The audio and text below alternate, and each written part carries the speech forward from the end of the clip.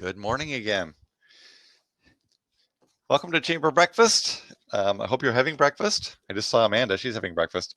Um, the platform, I think you guys are familiar with a little bit right now. So again, if you have any questions, you can actually, there's a video on, when we go back to the main floor, there's a video up on the left to see how to operate Remo if you have any questions there.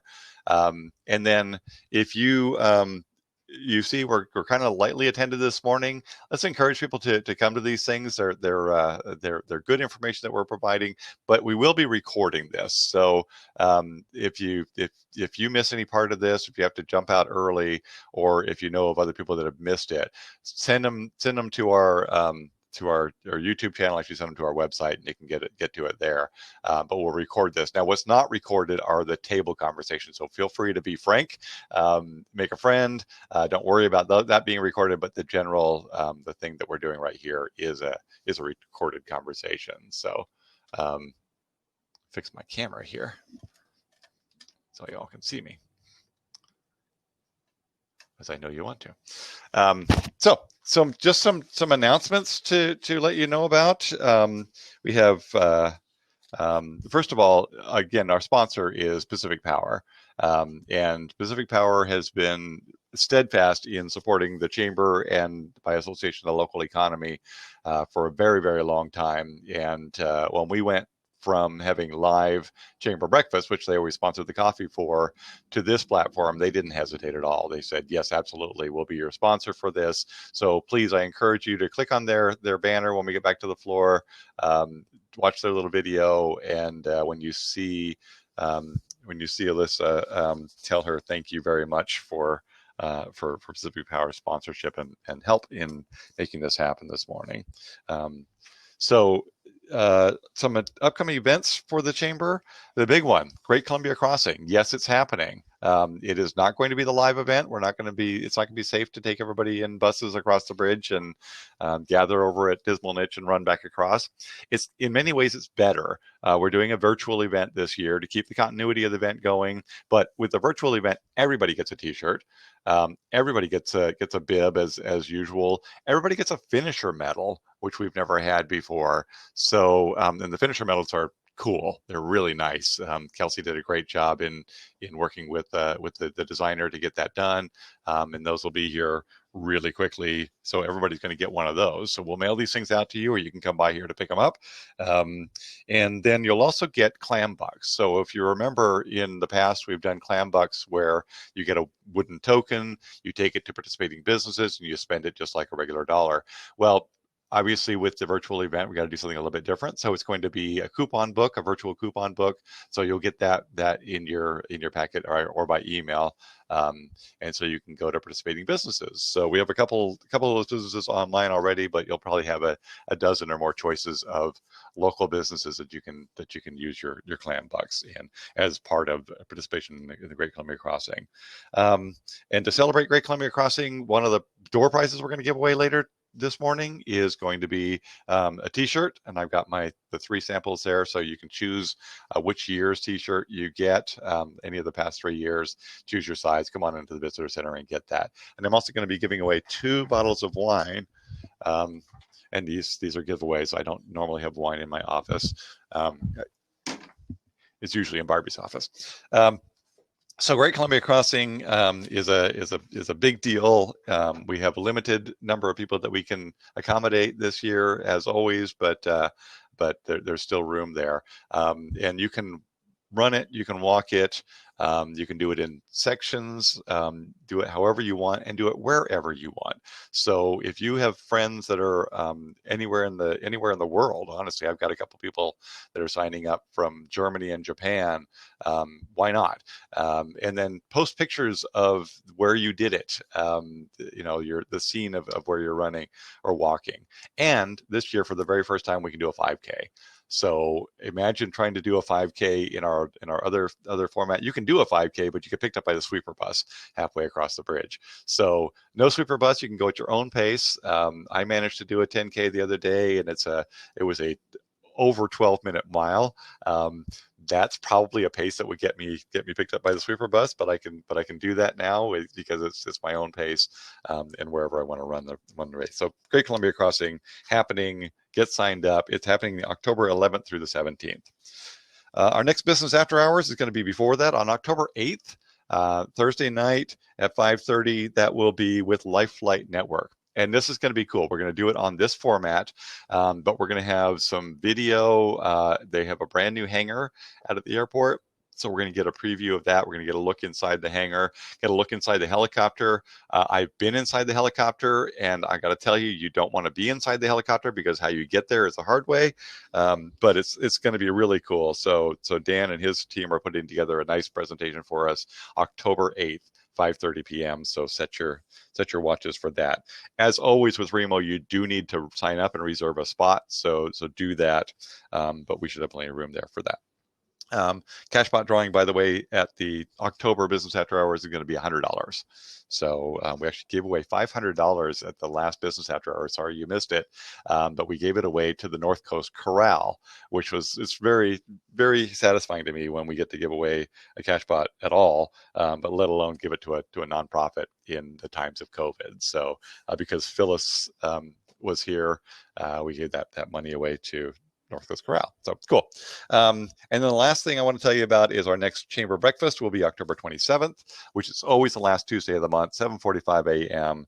And our speaker is yet to be confirmed, but as always, we'll have a great speaker there as well.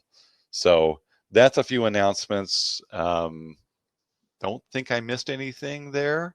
And then, okay. Let's get right into the business here. Our featured speaker today, I always look through our records and see, sort of the history of the Astoria-Warrenton Chamber. We were founded on September 3rd, 1873, and just 3 months earlier, in July of 1873, a little thing called the tri-weekly Astorian was founded. So the Astorian continuously published here since 1873. When DeWitt Clinton, Ireland, founded the business after a group of investors recruited him to start a newspaper in Astoria. And during that time, it's gone through a lot of iterations, and our speaker today will tell you some of that history of the area. But EO Media Group remains one of the few locally owned and operated media groups in the Northwest. And so we're very fortunate to have an organization of this caliber in our midst, and one that has such deep roots in our community. Our speaker today is Kari Borgen. She's the Astorian publisher, EO Media Group Coast East Oregon regional publisher as well. And Kari has been a regional publisher for EO Media Group's coast newspapers, the Astorian, the Chinook Observer, the Seaside Signal, Columbia River Business Journal, since December of 2017. And she has added regional publisher duties for the group's Eastern Oregon newspapers in July of this year. So I will, without further ado, I want to turn things over to Kari. Kari, if you are able to, please turn on your camera and microphone, and you should be able to join us on the speaker platform.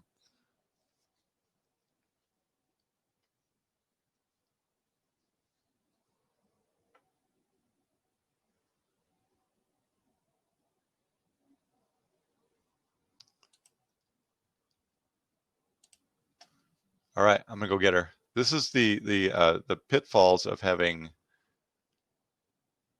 me as your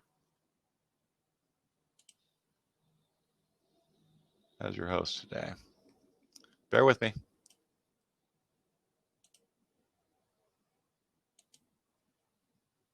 Kari, I've just granted you permission to turn on your mic. There we go. There we go. Kari, did I miss anything in your introduction? Did not. Can you hear me okay?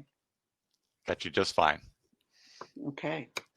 5 by 5, as they say. I'm going to turn my camera off and microphone off so as not to be a distraction, but I'm here if you need me. Great. Thank you. All right. Well, good morning, everybody. Glad to be here today, and wanted to thank the Chamber for inviting me to be this speaker. Believe it or not, I'm a little more nervous in front of the camera than I would be actually if I was in front of all of you. It's really hard to gauge reactions and smiles. We've got little initials instead of faces. So bear with me if I stumble along a little bit. But just to talk a little more about what David had talked about, I am the publisher at the Astorian, have been almost 3 years now. It'll be December, will be 3 years for me. And during that time, got to meet a lot of you, got to know the Chamber very well, appreciate them very much as a partner. And I think all of us who have businesses on the North Coast should appreciate what they do for us and able to network with one another, be able to learn from one another. So hopefully I'll be able to share some things that either you didn't know or might make you think today. So I'm going to try to share my screen and we'll get started.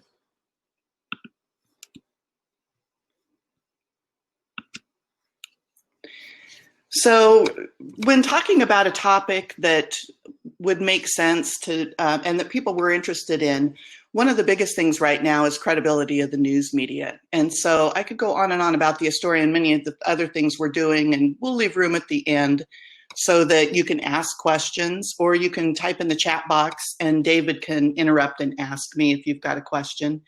But right now, trust in the media is really an important topic. And of course, it's at the very core of what we do. So a little about the Astorian. Again, we've been continuously serving Astoria since 1873, when a group of leaders in Astoria decided that they needed a newspaper in order to be a real town. Astoria needed to have a real newspaper. So since 1873, the Astorian's published under a lot of different names, a lot of different frequencies. So being 3 times a week is not the first time that this has happened for the Astorian. Went from the Astorian to the tri-weekly Astorian, the daily budget, the evening budget, the morning Astorian, the daily Astorian, and back to the Astorian. So in those 148 years, the Astorian's been under the leadership of the Aldrich and Forrester families for 90 of those years. It's an incredible legacy to have a family-owned paper that's now in its 4th generation, will be the 4th generation of operation.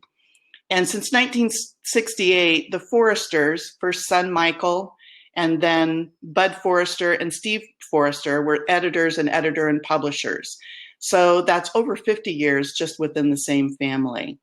Now, Steve Forrester was the publisher until 2016 when he retired, but he still remains the CEO of EO Media Group.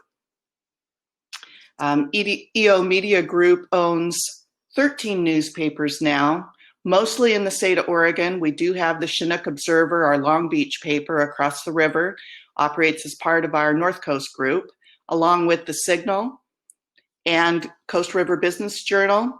Emily Lindblom, our Coast River Business Journal editor, I see is on the call. Welcome, Emily. And then we also own, since last year, purchased 4 papers from now bankrupt Western Communications Company. And that is the Bulletin in Bend, the Spokesman in Redmond, the Observer in La Grande, and the Baker City Herald in Baker City. And those added to the other flagship papers on the east side, East Oregonian, Wallowa Chieftain, Hermiston Herald, Blue Mountain Eagle. And again, we also have the Capital Press Agricultural Weekly newspaper. Kari, we are not seeing your screen share. So... Oh, no. After all that work I did. Let me go back.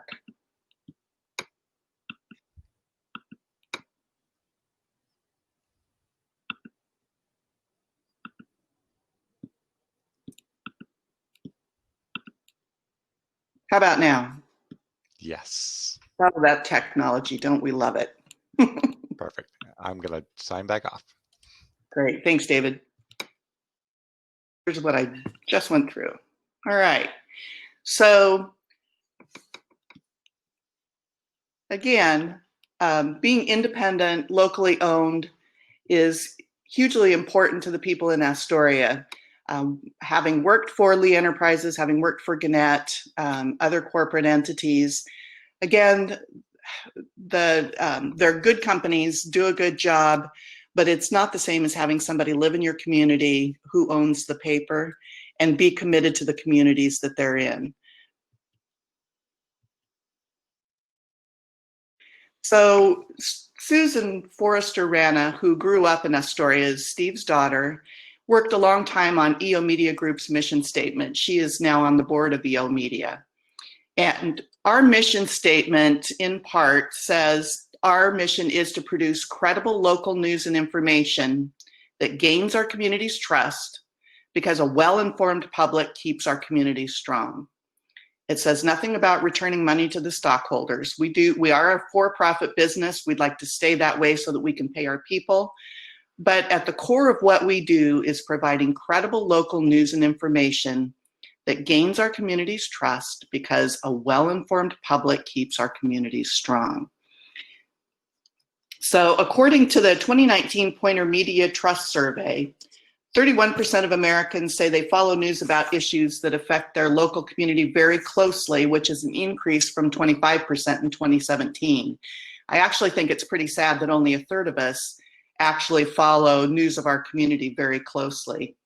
But those Americans that do follow local news closely are more likely to vote in local elections and feel attached to their communities.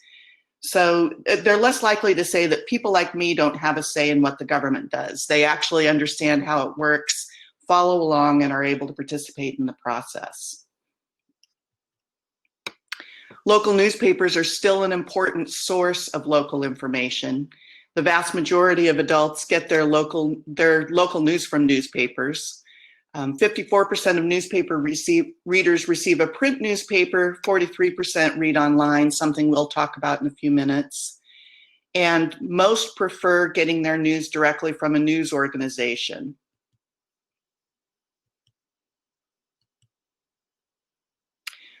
Local newspapers and TV are now the most trusted media. So in the same 2019 Pointer Media Trust Survey, Americans across the political spectrum say they have a great deal or a fair amount of trust in these media. 76% trust their local television news, 73% trust the local newspapers. There's a gap there we got to work on. 55% trust national network news, 59% trust national newspapers, and only 47%, so a little less than half, trust online-only news outlets. By outlet type, local newspapers are trusted a great deal or a fair amount by 76%, but you can see that the great deal, we've got some room there to work as well. The problem is, though, that trust can be exploited. So online news has become a popular way for people to receive their news and information. And while a lot of people follow social media for its aggregating qualities, Facebook, Twitter, Instagram, local news channels all have ways of getting out our local news through those channels. And for people like me, I use Twitter a lot. I will follow those news sources that I know, respect, trust, and then be able to search, just search through my news feed for things of interest to me. Problem is, I'm not the only one to do that. And there are news sites that are not credible, not trustworthy, and they can exploit the kind of news that we do by either creating news that looks like it or just flat out plagiarizing it. This is an example that's by a Miami Herald reporter, Monique Mandan, that exposes a site called the DriscollRegister.com. It sounds like a local newspaper. It is not a local newspaper, but they appropriated her quotes and her stories and pushed it out as it was their own. Most people do use social media to get that news, but they don't have a lot of trust in the content. And you can see that this is trusting somewhat, trusting a great deal, or not trusting the local news at all. Facebook actually has the least amount of trust, LinkedIn the most, but yet it's still tops out at trusting great deal or a lot at less than a third. So what can you do about not having a great deal of trust in what you're seeing online? Think before you share. This is news tips that's taken straight from newslit.org. It's a news literacy site. It's actually geared at middle school and high school students on how to be literate in news. And I use this. I really love to create a news literacy program within our community. Maybe some of you can help me with that. I think it's incredibly important that people think critically, question credibility, ask where things come from. So before you share on social media, and this is information that's going out right now through that program to high school and junior high kids, but I think it works for us adults as well. Pause even 2 to 3 minutes to allow an emotional response to become a rational response. Take a look at it for a few minutes before you decide to share it. Glance through the comments. Has somebody replied with a fact check? Is that something that you need to factor into whether or not that's credible information? Do a quick search, turn the claim into a question, and look for credible sources. So this is something actually, particularly during election season, we may try to do with letters to the editor. A lot of times letter writers for a campaign, it may be for a measure, maybe for a candidate, will do what we call AstroTurf, which is just a form letter that they send out to people to ask them to send back into news organizations. We want credible, independent opinions in our letters to the editor, not form letters. And so we will actually take some comment in the letter, do a Google search and see if it comes up in a form somewhere on a campaign site. And ask for the source. Reply to the poster and ask for the original post or evidence. Trust but verify. So source your information and fact check. Is it a trusted source? Even press releases need fact checked. This is something we pick up the phone, check to make sure that the press release that came in over email is actually from a trusted source. As we all know, we can be spoofed. Is a quote actually a quote? Pick up the phone, call the person that supposedly made the quote and ask. Does it look like information that you searched for? Algorithms feed you more than just personal ads now. They feed you the information, news information that you may be searching for or you may open a lot. This is information, particularly in political campaigns, that pops up. And again, it may look like it's a trusted source. It may have a site like Ohio Star, or I think there's a Minneapolis Sun. It sounds like a newspaper. Those are online only sources that have been created to spoof news. You can also do an image fact check, a reverse search on images.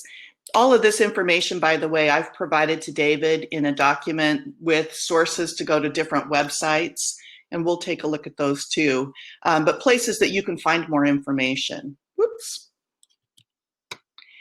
And then my favorite pet peeve, I heard.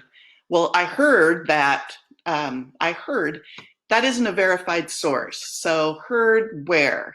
How can you track down the information and make sure that it's credible and true? And again, the more people that you hear it from, the more places you can verify it from, the better. The other part of what I would ask you to do is support your trusted news outlets. Number one, of course, you thought you were going to get away without some sort of an ad, but it's not true. I'm asking you, subscribe. Not just to our news outlets, but others that you go to for trusted information. Digital subscriptions are less expensive than print. We will continue to operate our print operations. We have a great deal of local people who they just want print. Right now, we are out at about 50% of the people who get a print subscription that are also accessing our news online. And we certainly encourage subscriptions to support us. Right now, we're looking for, as we look toward our future, we are looking to get 6,000 digital subscribers. That's our goal right now. That would help us support the content that we're generating.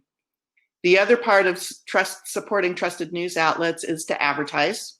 Our advertising right now supports most of the print operations, which is the printing, the production, the delivery. And again, it's a way to market not only in print, but online. Our digital advertising since COVID has actually doubled. Our subscriptions have gone up 50% digitally since COVID. So COVID's been somewhat good for the news business, not so much for business, I know. And when businesses suffer, so does advertising. And then to donate. There's a bill right now in front of Congress, the Local Journalism Sustainability Act. And that bill is legislation that provides a non-refundable tax credit for consumers of up to $250 annually to incentivize subscriptions to local news organizations. It provides a refundable tax credit to newspapers for each independent or contractor or employee who we are using to support our trusted news, and a tax credit for small to medium-sized businesses. The other thing it does is provide the ability for news outlets to be able to negotiate with Google, Facebook, those mass media outlets who scrape our websites, take our news that we're paying local journalists to produce, and then post it online for free and doesn't link back to our websites to help support our subscriptions. So that's another way that that the industry is looking to support, get support, and get a little more power to negotiate. Also, give feedback.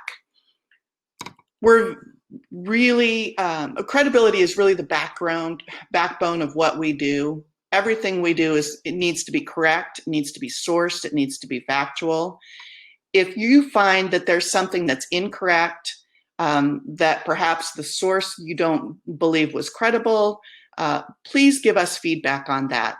We want to make corrections if necessary. We want to make clarifications if necessary. If we are not a credible news outlet, everything else that we do is moot. That would be the end. I will share with you some of the news sites that I've quoted. This is Checkology, which is part of that news literacy project. This is a fun website where you can actually create, you can go through the Checkology to take different questionnaires on news and your news literacy. You can find out how to double check sources.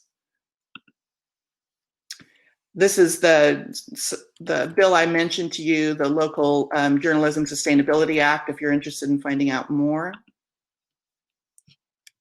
Obviously, I've been reading these. This is an article about family newspapers and quote unquote the death of newspapers and what that leaves out. That's a topic I could go on a long time about. Not necessarily that we are a newspaper, we are the news. This is fun. News Lit Quiz, should you share it? And this link is in the document that I sent out. This would give you a chance to go through, check yourself. Should you share a post? Should you share the news? Make it kind of fun.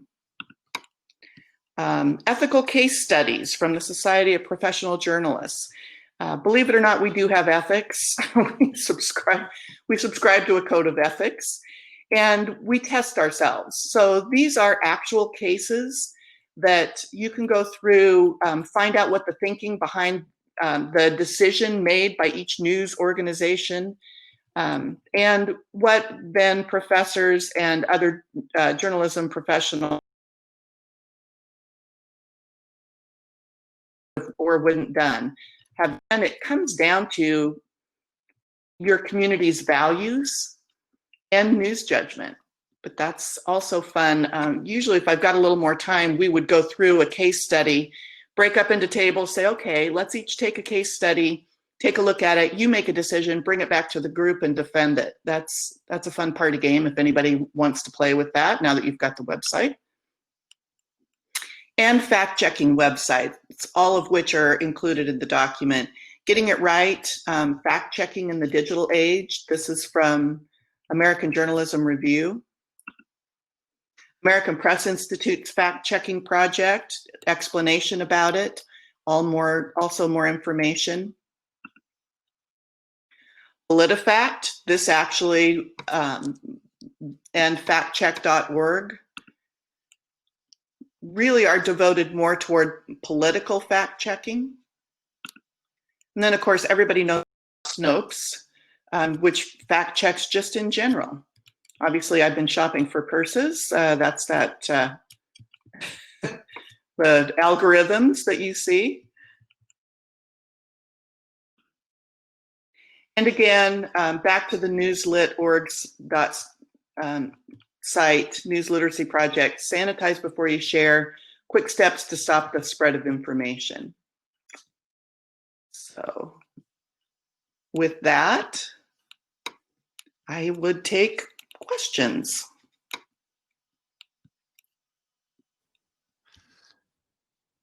Okay, just a couple in the chat box, but again, everybody just drop them in there if you got more questions. Kevin Leahy asks, Kari, what is your advice to our small business community about investing in your media compared to other options? What type of due diligence do you recommend? I think number one, the business has to identify who the customer is, what they're trying to accomplish.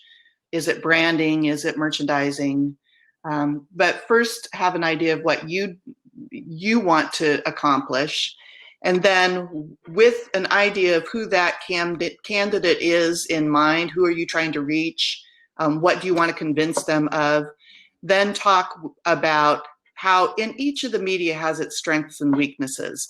I'd like to tell you to invest all of your money in newspapers and newspaper websites because that helps keep us afloat. But our local radio stations they also have an audience, and they also have online audiences too.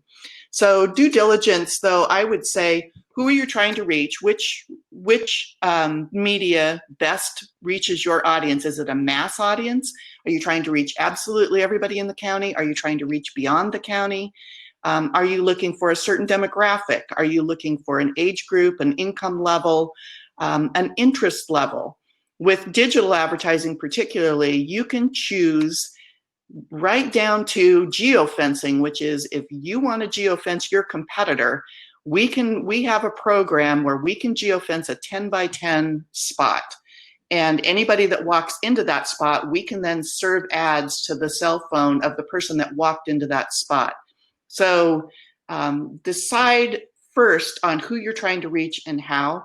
Then we can help you with campaign tactics, which would be how many people do you need to reach in order to get a conversion or a response. And those marketing terms apply to print, they apply to broadcast, they apply to digital. It's just a matter.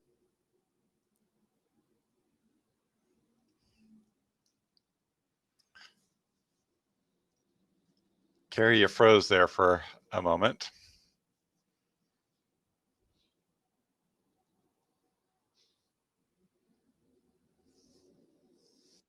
Am I back? You're back. Yeah, that happens. I stayed at home instead of going into the office, so this is when all of my neighbors hop on their internet. Or yours, worse yet. Yeah. Yeah. Okay, so a couple more questions. Emily says, thank you, Kari. I love the idea of developing a news literacy program for local schools, as do I. So something that I actually went through in middle school was a how to understand when you're being manipulated kind of a thing, understanding what bandwagon means, what the false dichotomies are, and things like that. And it was extremely valuable.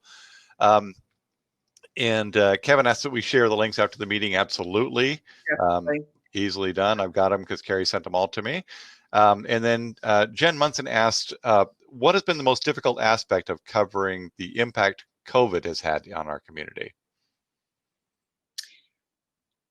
There have been a number of different difficult aspects. One is getting the information, and we are not the only news organization that's had a difficult time with that. ultimately, Oregon Health Authority is the authority managing COVID information on a statewide basis. County Health Department feeds that information to the Oregon Health Authority. They've worked with us individually, but there are certain parameters that have been difficult to get, which is if there's a workplace outbreak, it doesn't count unless it's 5 people in a workplace that hires or that has over 30 people employed for it. So in terms of being able to provide information that is sensitive to the privacy needs of the people that may have COVID, but also on the other hand, we have an obligation to provide information that will help our community be safe. Where are those outbreaks? How, where is that balance? So that's been, I think it's been tension in between not only the news media, the county and the state. The Pacific Seafood, has announced ahead of both sometimes in the past the information. So it's kind of balancing all of those, and the information doesn't always add up. So if we say that there's a workplace outbreak, it may be that those people don't live in the county. And so the numbers don't match. So the numbers of a workplace outbreak may not match the numbers that the county's reporting, because some of them are across the river in Pacific County. So all of those things have created some difficulty. The other, though, is just how much information do we put out in proportion to what's going on in the rest of the community? We've been very fortunate that our outbreaks have been few and far between. We have a case here, a case there. Do we play that as the #1 headline? Or, is it an also ran story? So we've tried to be very proportionate about our coverage of COVID. I don't know if that answers the question, Jen. So has it been difficult actually getting information because of COVID? In other words, the social distancing and things like that, or has that just been, now you're doing it by phone and video rather than in person? We're doing it by phone and video instead of in person. Interestingly enough, our company has invested in a lot of cloud technology, which we've onboarded over the last 3 years, I'd say, a little over 3 years. Piece at a time. We put that final piece in place like in February, between November and February, before the March outbreak. So when we got the stay-at-home order, we were able to pretty much send everybody home except our production facility. So it's not, probably like everybody else, we get COVID weary of working from home, not seeing our colleagues, not being able to see people face to face. But fortunately, just as we're doing here, the technology's enabled us either pick up the phone, hop online, email back and forth. So people have become very responsive with technology. Excellent. So Jen says, yes, it does answer her questions, and she says, thank you. She also says that she's enjoyed Nicole Bale's excellent reporting on COVID, and we love Nicole. We do, and I will pass that along to Nicole. Good. Yeah. Very good. So what about just operationally? Manpower, you talked about production. Has that been a challenge for you during this time, or is that a universal challenge that preceded this? Where do you stand as an actual business within our community? Yes, it's a challenge. Before, it's a challenge now. As more and more people choose to get their news digitally, and of course, our digital subscriptions, again, continue to climb, have been climbing. They climbed at an accelerated rate during COVID. And as that happens, there are people that are converting their print subscriptions to digital subscriptions. But we still have 4,000 people that want that physical paper. So it's been more difficult to find economies of scale in terms of printing and production, which is where reducing our print frequency to 3 days a week came from. That said, it's a manufacturing house. Mm-hmm. I took my husband in Friday night. We went down. We were a little shorthanded in the mailroom, the distribution center right now, and took him down so that he would understand when I'm talking about the insert machine, what that was. And we talked about this is no different than running a lumber manufacturing line or a fish processing line. It's a production line. We put out 4,000 pieces a night for the Daily Astorian. We also put out now 8 other newspapers. So we are a commercial printing facility that prints St. Helens, Clatskanie, the Chinook Observer, the Seaside Signal, Oregon Coast Today in Lincoln City. So quite a number of other newspapers as well. And so keeping that print facility up and running is no different than I'm sure others have experienced in trying to keep your workers that have their essential workers, keep them safe. How do we keep social distancing? How do we keep masks in place? How do we keep people from getting sick and shutting down the whole operation? So I don't know how that ramble relates other than yes, it's been a challenge. Yeah. That's something I know Regina can appreciate. Yes, absolutely.